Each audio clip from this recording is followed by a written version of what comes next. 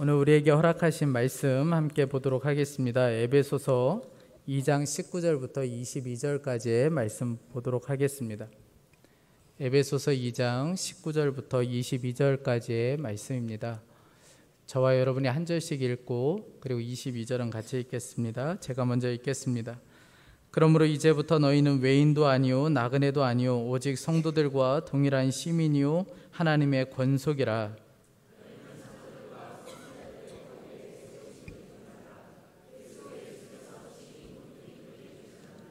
그의 안에서 건물받아 서로 연결하여 주 안에서 성전이 되어가고 너희도 성령 안에서 하나님이 거하실 처소가 되기 위하여.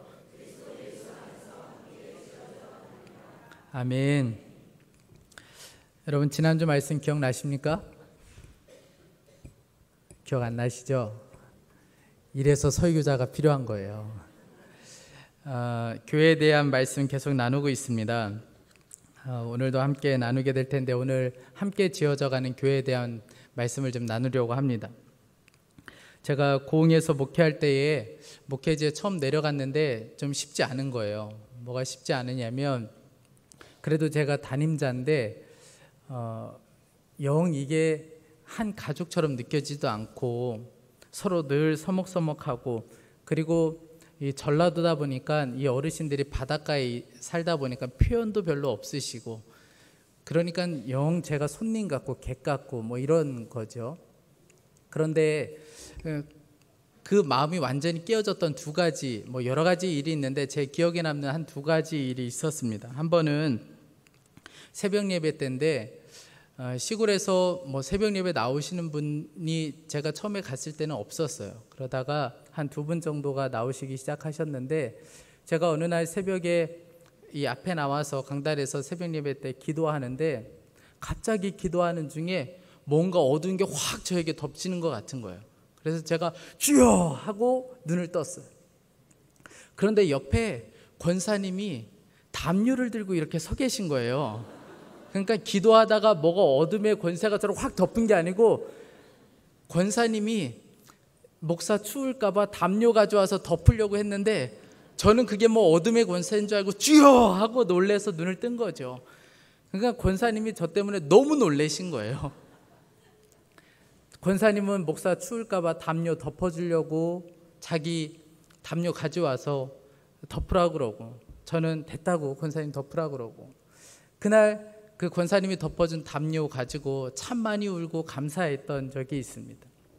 그리고 또 하나는 어느 날 제가 토요일 날 이 설교 준비하고 있는데 권사님이 전화가 왔어요.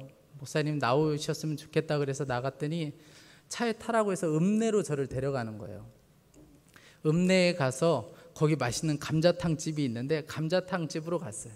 근데 갔더니 저만 있는 게 아니고 할머니 권사님도 계시고 교회 몇 분들이 계세요. 몇 분들이 계셔서 그날이 제가 생일이었거든요. 근데 감자탕 집에 가가지고 케이크를 하나 중앙에다 갖다 놓고 저를 위해서 생일 축하 노래를 불러주신 거예요. 근데 여러분 한번 생각을 해보세요. 토요일이니까 사람이 얼마나 식당이 많이 있겠어요? 그리고 손주뻘 되는 저를 위해서 연세 많은 이 할머니 권사님들 생일 축하 이러고 있으니 이게 말이 아닌 거예요. 그 케이크도 저는 세상에서 생일날 그렇게 큰 케이크를 받아본 적이 없어요.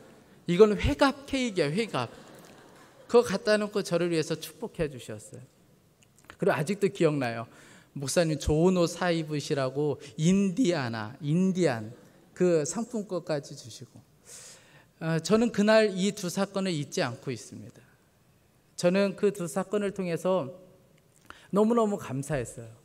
이 감자탕 얻어먹고 그리고 뭐 담요 덮어줘서 그런 것이 아니고 이제 우리가 한 가족이 되었구나.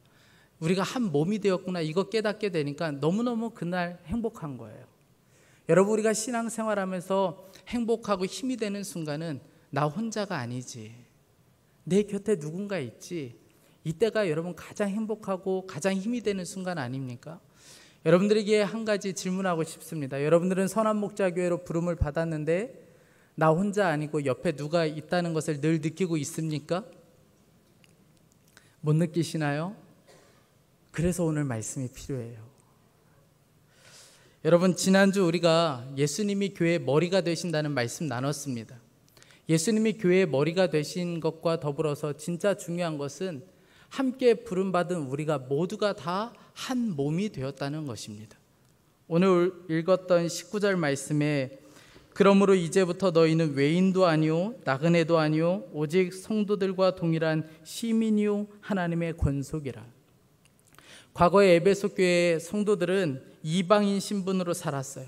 그러나 이제부터는 그들이 이방인도 아니고 나그네도 아닙니다. 유대인들과 피 한 방울 섞이지 않았지만 그들 그리스도 안에서 천국 한 가족이 되었고, 그리고 하나님을 가장으로 모신 한 가정의 이 가정의 구성원들이 되었어요.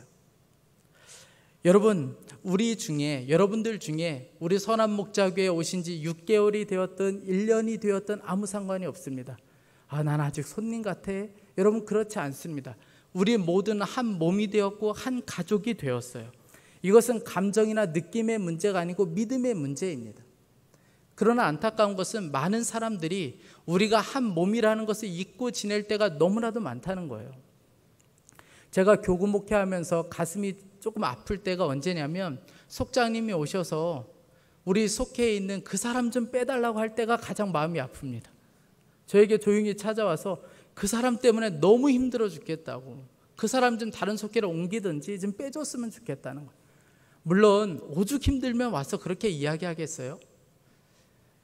그런데 그 말을 들을 때면 썩 마음이 좋지가 않습니다. 여러분, 한 공동체로 우리가 모여 있다는 것, 한 몸 된다는 것은 쉽지 않은 문제입니다. 그럼에도 불구하고 왜 하나님께서 우리를 교회로 부르신 걸까요? 여러분, 왜 교회가 필요합니까? 오늘 성경은 한 가지로 분명하게 말씀해 주고 있어요. 그것은 함께 지어져 가기 위해서 그렇다는 거예요. 오늘 21절, 22절 말씀에 서로 연결하여 주 안에서 성전되어 가고, 22절에도 함께 지어져 가느니라. 우리는 성령 안에서 하나님의 성전, 하나님이 거하시는 성전으로 지금 지어져 가고 있는 중입니다. 그런데 여기서 중요한 말은 서로라는 말과 함께라는 말이에요. 하나님의 성전을 세우기 위해서는 한 사람의 영웅이 필요한 것이 아니고 서로가 필요하다는 거예요. 하나님의 성전이 되어지기 위해서는 한 사람의 특별한 사람이 필요한 것이 아니고 서로가 필요하다는 것이죠. 에베소를 우리가 읽었지만 에베소에 나타난 교회로는 많은 사람들이 하나로 뭉쳐서 어떤 대단한 일을 한다는 것, 이것이 아니고 오히려 하나로 모여서 성전 되어 가도록 훈련되어진다는 거예요. 교회는 절대로 다 같이 모여서 어떤 일을 한다거나 어떤 프로그램을 하는 것이 절대 아닙니다. 에밀 브루너가 쓴 교회의 오해라는 책을 보면 많은 사람들이 교회에 대해서 4가지 정도로 오해하고 있다고 이야기합니다. 첫째로는 교회를 학교로 오해한다. 둘째로 교회를 친교 나누는 곳으로 오해한다. 셋째로 교회를 자선단체로 오해한다. 넷째로 교회를 사회개혁을 주도하는 단체로 오해한다.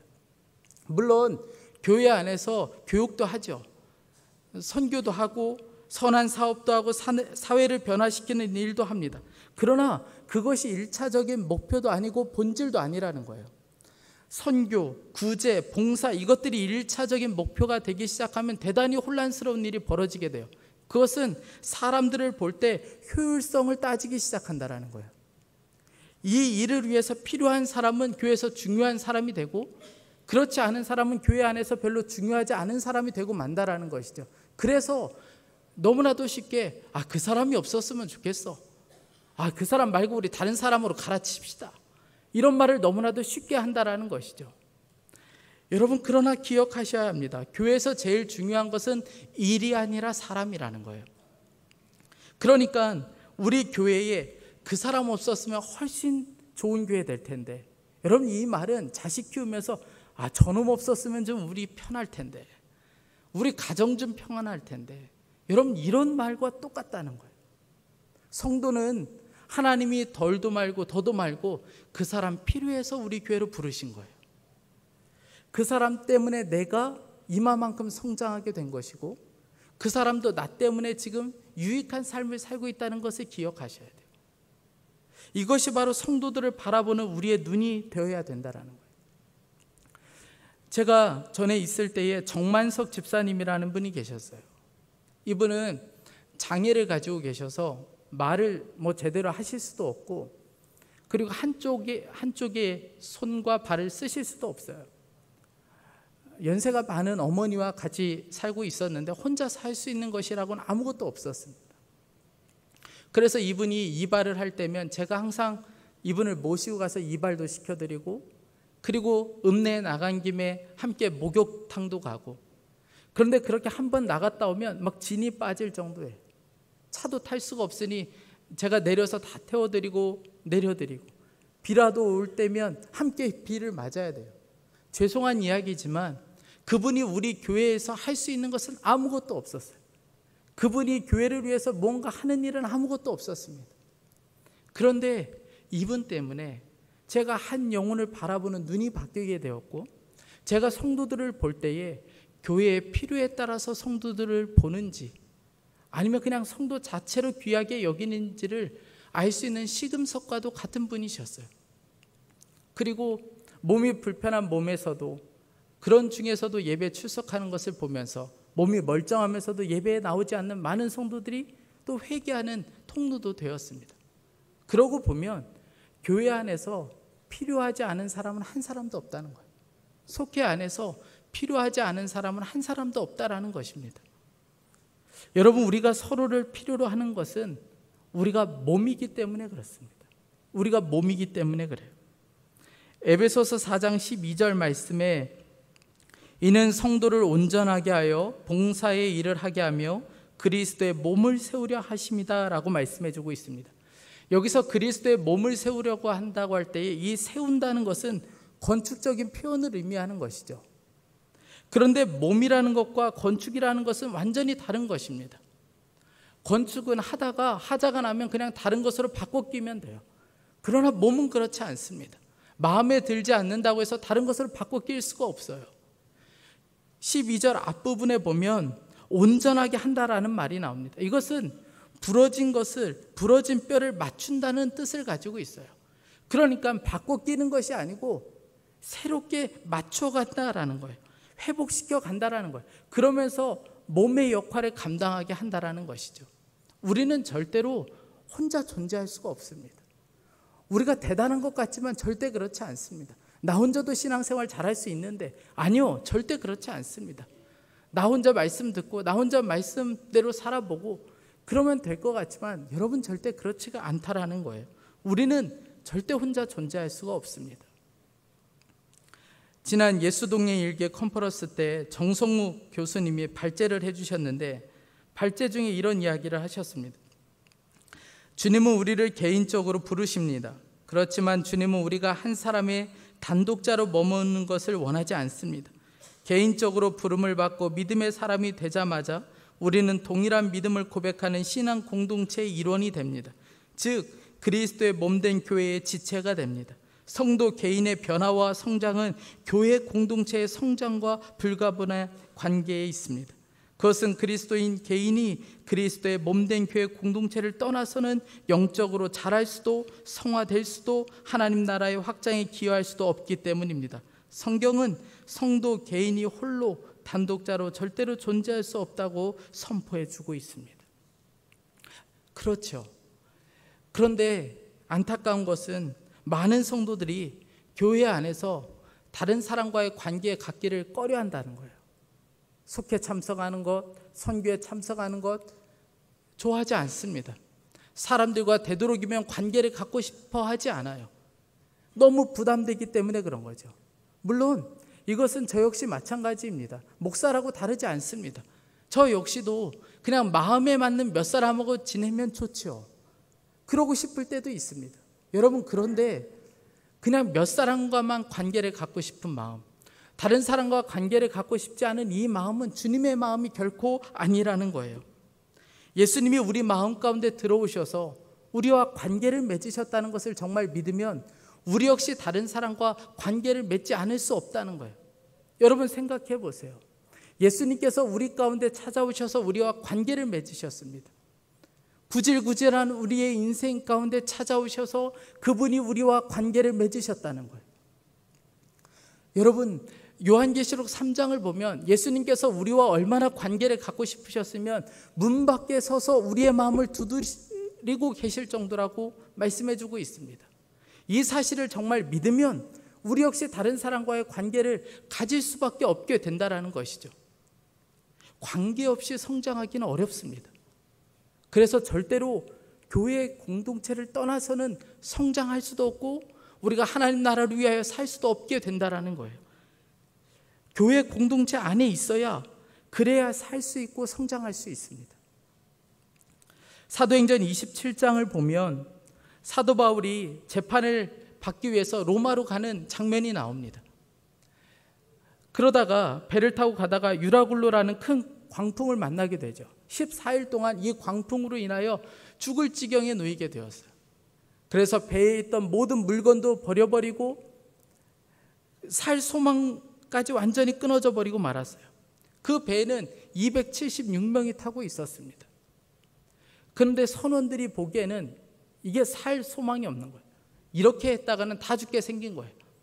그래서 그들이 몰래 구명정을 내려서 도망가려고 그랬어요. 그때 바울이 어떻게 합니까? 이 배에서 나가면 다 죽게 되어 있다. 이 배에서 한 사람도 나갈 수 없다. 그리고 절대 못 나가도록 지키죠.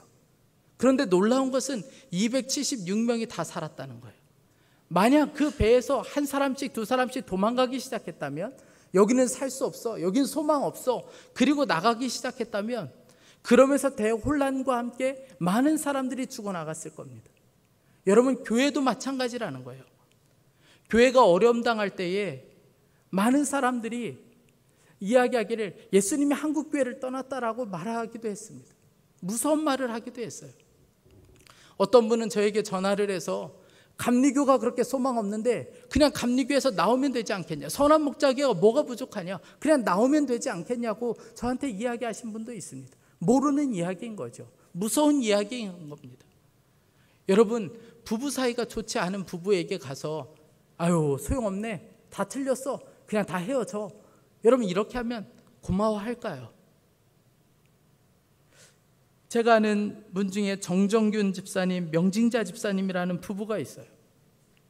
아내 되시는 분이 명징자 집사님이라는 분인데, 이분이 대장암 수술 받고 폐암 수술 받고 또 뇌 수술까지 3번을 받으셨는데, 마지막 뇌 수술 받다가 이분이 결국 전신 마비가 되었어요.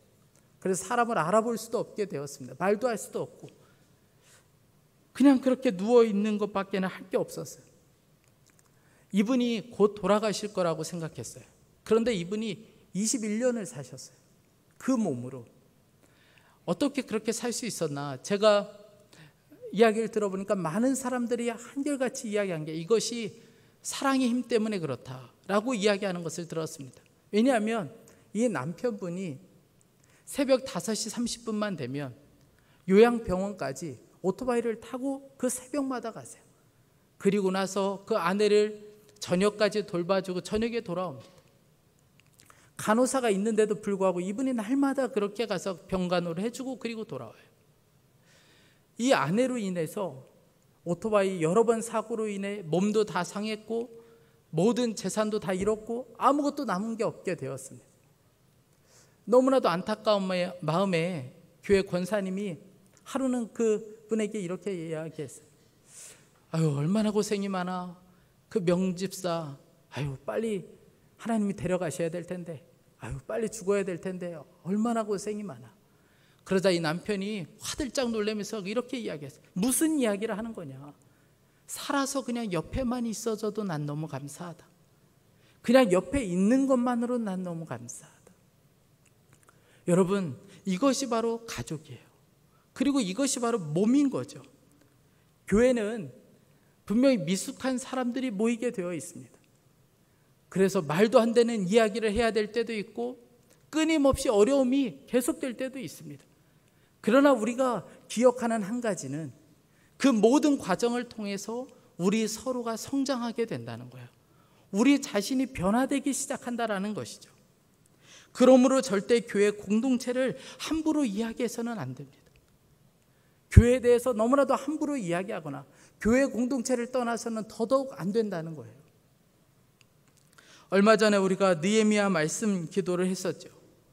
느헤미야 말씀을 보면 느헤미야가 성벽 건축을 하고 재건을 하고 영적인 대부흥을 경험하게 됩니다. 그런데 당황스러운 것은 이들이 예전의 삶으로 돌아가게 돼요.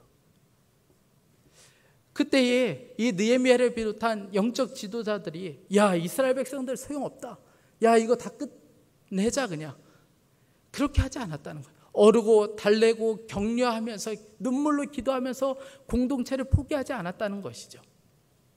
우리도 그래야 됩니다. 제가 저희 어머니에게 참 감사한 것이 한 가지가 있는데, 그것은 저희 어머니께서 저에게 대단한 것을 해주지는 못했어요. 늘 부족한 것이 참 많이 있었습니다. 저에게 많은 것을 해주지 못해서 사실 대학교 들어갈 때 입학금 한 번 내주고 그 뒤에 뭐 학비를 내주거나 한 번 뭐 용돈을 제대로 받거나 그렇게 해본 적이 한 번도 없습니다. 그런데도 저희 어머니에게 늘 감사한 것이 한 가지가 있어요. 그것은 어머니의 자리, 아내의 자리를 늘 지켜주셨다는 거예요. 사실 가정 안에 굉장한 어려움들이 많이 있었거든요. 아버지로 인하여 또 경매로 넘어간 집으로 인하여 굉장한 많은 어려움들이 있었습니다. 그런데도 어머니께서 한결같이 그 자리를 지켜주셨다는 거예요. 가정을 포기하지 않으시고 어머니의 자리, 아내의 자리를 잘 지켜주셨다는 것이 전 너무나도 감사합니다. 물론 왜 어려움이 없겠어요. 어머니가 많이 힘드실 때는 저를 보고 늘 이렇게 말씀하셨습니다. 야, 너만 없었으면 벌써 끝났어. 너만 없었으면 그냥. 제가 아직도 그게 기억이 나요. 여러분들도 그런 말 자주 하셨죠? 늘 그렇게 너무 힘드실 때는 그렇게 말씀하셨어요. 하루는 너무나 힘드셨는지 갑자기 그날 밤에 어머니께서 농약병을 가져오셔서 야, 그냥 먹고 죽자, 그냥. 나 진짜 어머니가 그렇게 터프한지 몰랐어요. 이게 지금 먹자고 할 말이 아니잖아요, 자네. 근데 어머니가 너무 속상해서 그날은 그렇게 말씀하셨던 것 같아요. 그런데도 불구하고 어머니가 참 감사한 것은 그럴 때에도 변함없이 가정을 잘 지켜주셨다는, 그 자리에 항상 그 자리에 있어 주셨다는 거예요. 그래서 그걸 통해서 우리 가정이 변화되었어요. 제가 목사까지 되었으니 얼마나 많이 변화된 겁니까? 여러분, 공동체를 포기하면 그냥 나 혼자 생활하면 편할 것 같지만 절대 그렇지 않습니다. 그렇다면 성경에 함께라는 말을, 서로라는 말을 쓸 필요도 없고 교회로 이렇게 모일 이유도 없다라는 거예요. 우리는 누군가를 도와야 되고 나 역시 누군가를 통해서 도움을 받아야 합니다. 서로가 필요해요. 그래야 예수님의 사람으로 성전된 자로 지어가게 되어 있습니다. 영적으로 서 있는 자는 영적으로 약한 자를 도와줄 필요가 있습니다. 기독교 상담가인 레리 크랩이라는 사람은 자신을 찾아온 사람들이 삶에서 직면하는 문제들의 90%가량은 좋은 친구만 있으면 해결될 것이라고 이야기했습니다. 우리가 할 일은 다른 사람에게 좋은 사람이 되어주는 것입니다. 그 사람이 누군지 모르지만 그 사람에게 좋은 사람이 되어주는 거예요. 한 연구소에서 레서스 원숭이를 이 세 그룹으로 나누어서 연구한 것이 있습니다. 오랜 기간 연구한 것이 있는데, 한 그룹은 불안과 겁이 많은 원숭이들, 한 그룹은 분노가 많고 이 충동 조절이 안 되는 그런 원숭이들, 그런데 세 번째 그룹은 보살핌을 잘 받은 원숭이, 이렇게 세 그룹으로 나눠서 연구를 했어요. 그런데 첫 번째와 두 번째 그룹이 어떤 부정적인 환경에 노출되었을 때 그 결과는 아주 치명적이었다는 거예요. 가령 이런 겁니다. 첫 번째, 두 번째 그룹을 모아놓고 거기다가 술을 갖다 놓으면 이 원숭이들이 정신없이 술을 마시기 시작해서 결국은 어떤 원숭이는 죽음에 이르는 원숭이도 있게 되었다는 거예요. 그런데 놀라운 것은 이 첫 번째, 두 번째 그룹의 원숭이를 세 번째 그룹, 잘 보살핌을 받은 원숭이와 교류하기 시작하면 그들 안에 있는 이런 충동 조절 장애라든지 아니면 분노라든지 아니면 겁, 불안, 이런 것들이 다 사라지기 시작했다는 거예요. 영적으로 건강한 사람은 그렇지 않은 사람을 살려낼 수가 있습니다. 그러니 나 하나만 괜찮으면 된다는 이기적인 마음으로 교회 생활하는 것은 위험해요. 그것은 교회 전체를 죽이는 일이 될 수가 있습니다. 나 하나면 그냥 신앙생활하면 되지, 나 하나면 잘 살면 되지. 여러분, 이것은 선한 목자교회 전체의 힘을 빼는 것이 될 수 있습니다.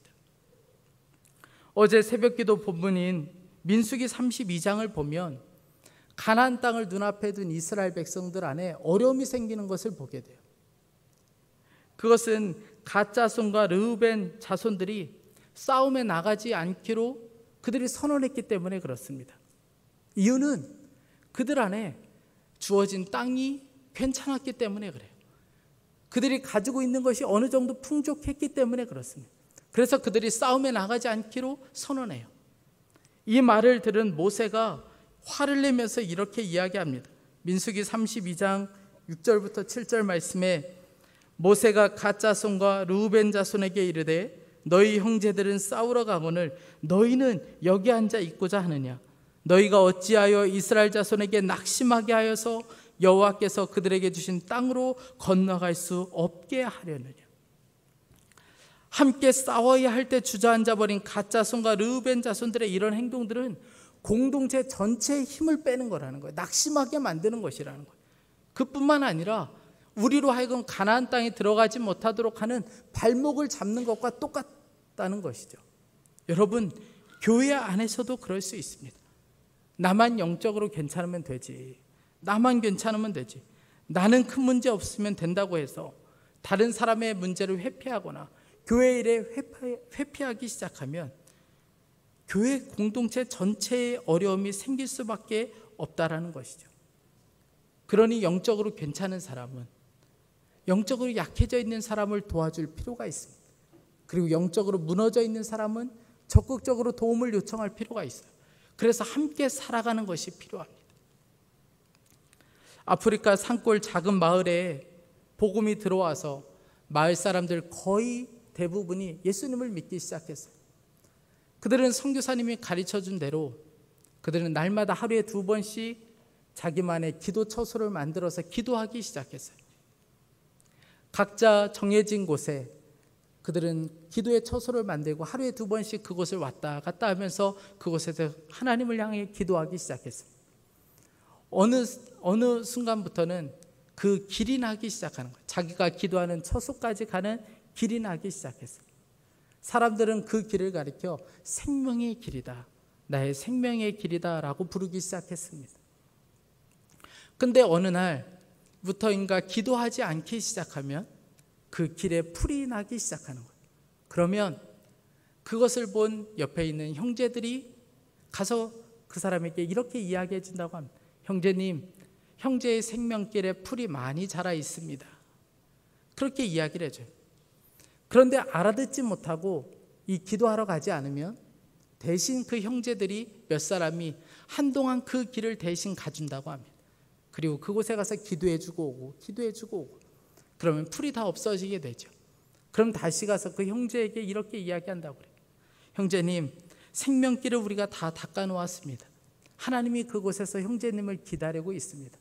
혹시 혼자 가기 어려우면 우리가 함께 가도록 하겠습니다. 그리고 한동안 그 형제가 회복될 때까지 그 생명의 길을 함께 걸어가 준다고 그래요. 여러분, 이것이 바로 돕는 것이죠. 나 한 사람만 살려고 하면 다 죽게 되고, 그러나 다른 사람을 살리려고 하면 모두가 살게 되는 것이 공동체의 원리이고 그것이 바로 교회입니다. 저희 아버지가 최근에 건강에 이상이 있으셔서 검사를 받으셨는데 이 뇌경색이 굉장히 심하게 오셨다는 이야기를 들었습니다. 검사를 해보니까 뇌의 4분의 1이 괴사가 되어 있는, 앞에 오른쪽 앞부분이 이 모든 세포가 죽어있는 4분의 1이 죽어있는 것을 보았습니다. 게다가 이 경동맥 쪽에 오른쪽에 있는 경동맥이 막혀서 그쪽으로는 피가 공급될 수가 없는 거예요. 의사들이 보면서 이 정도면 몸이 마비되거나 말이 어눌해질 수 있다는 것이죠. 그런데 외관상으로 보면 아무 이상이 없어요. 말이 좀 어눌해지거나 그런 것도 없고 몸이 마비되거나 그런 증세도 없어요. 의사들도 이거 신기하다는 거예요. 이 정도 됐으면 마비가 된다는 것이죠. 그런데 조영술이라는 것을 해서 살펴보니까 이유를 알겠더라고요. 오른쪽은 막혀 있어요. 근데 왼쪽으로 올라가죠. 왼쪽으로 이 피가 올라가는데 이 왼쪽만 공급하는 것이 아니고 몇 가닥이 아주 가늘게 지나가지만 몇 가닥이 오른쪽으로 계속해서 피를 공급해 주고 있는 거예요. 그러니까 몸이 정상으로 보이게 되는 것이죠. 저는 아버지의 그 뇌 사진을 보다가 교회가 생각이 났습니다. 여러분, 교회 안에는 영적으로 정말 충만한 사람이 있고 또 한쪽에는 살아있지만 영적으로 죽은 자처럼 아무런 힘이 없어서 주저앉아 버린 사람도 있습니다. 그러나 영적으로 힘이 있는 사람들이, 영적으로 살아있는 자들이 계속해서 그쪽으로 힘을 공급하기 시작하면 함께 살게 된다는 거예요. 그러면서 교회로서의 몸을 유지할 수 있게 된다는 것이죠. 여러분, 이것이 바로 교회입니다. 이것이 바로 몸이에요. 그래서 우리에게는 서로가 필요합니다. 그래서 우리는 절대로 혼자 존재할 수가 없다라는 것이죠. 그래서 지금 있는 이 옆 사람이 내게 너무나도 귀한 사람이에요. 내가 도와야 될 사람이고 때로는 나를 도와줄 사람인 것이죠. 짧은 글 하나를 읽어드리고 기도하고 싶은데, 루벤 웰치라는 분이 쓴 글입니다. 우리들은 진정 서로가 필요하다라는 제목의 글입니다. 당신은 알고 있습니까? 우리 모두 서로를 필요로 하는 사람이라는 것을 우리 모두 배우고 있고 우리 앞에는 긴 여행이 있다는 것을, 예수님이 오실 때까지 우리가 가야 한다면 우리들은 함께 가야 한다는 사실을, 함께 있는 것이 낫다, 서로 도와주는 것이 낫다. 그리고 나는 감히 말한다. 우리가 그곳에 갈 때까지 샌드위치가 모두 없어질 것이고 초콜릿이 모두 없어질 것이고 물이 모두 없어질 것이고 가방이 모두 비게 될 것이다. 그러나 얼마나 오래 걸리든지 우리들은 함께 가야 한다. 왜냐하면 그렇게 하여 그리스도의 몸을 이루어가는 것이기 때문에 우리 모두 사랑 안에서 돌보고 도와주고 서로 하나가 된다. 우리들은 진정 서로가 필요하다. 사랑하는 성도 여러분, 우리는 한 몸입니다. 우리 모두는 서로가 필요합니다. 여러분들 중에 요즘에 영적으로 외로운 분이 있습니까? 성경은 분명하게 말해주고 있습니다. 여러분들은 혼자가 아니라고 선언해주고 있습니다. 도와줄 사람이 너무나도 많습니다. 우리는 한 가족이고 한 몸이기 때문에 그렇습니다. 우리 이 시간에 함께 찬양하고 지금 기도하겠습니다. 우리 지난주에 이어서 우리에겐 소원이 하나 있네 같이 찬양하겠습니다.